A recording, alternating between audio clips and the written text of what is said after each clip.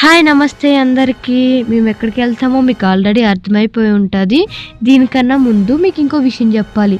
నిన్న నేను మా హస్బెండ్ ఇద్దరం కూర్చుని ఒక గంట డిస్కషన్ తర్వాత ఇద్దరం ఒక ప్రామిస్ చేసుకున్నాం. ఏంటంటే ఈ రోజు నుంచి బయట ఏ ఫుడ్ తినొద్దు, out side food, fast food ఏం తినొద్దు, హెల్త్ ఖరాబ్ అవుతుందని ఇద్దరం గట్టిగా ప్రామిస్ చేసుకున్నాము.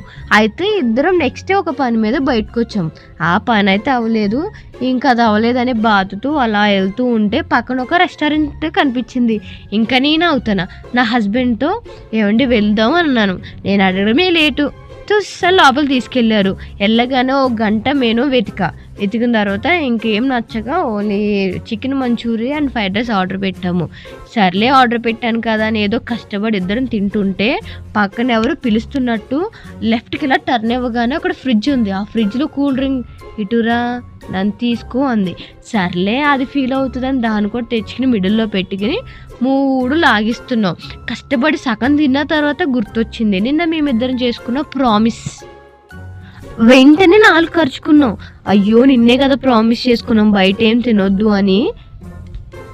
ఇప్పుడు ఏం చేయాలని ఆలోచిస్తూ సర్లే ఎలాగో సగం తినేసాం కాదు ఇంకేముందిలే అని మిగతా సగం కూడా మెల్లగా లాగిస్తున్నాము.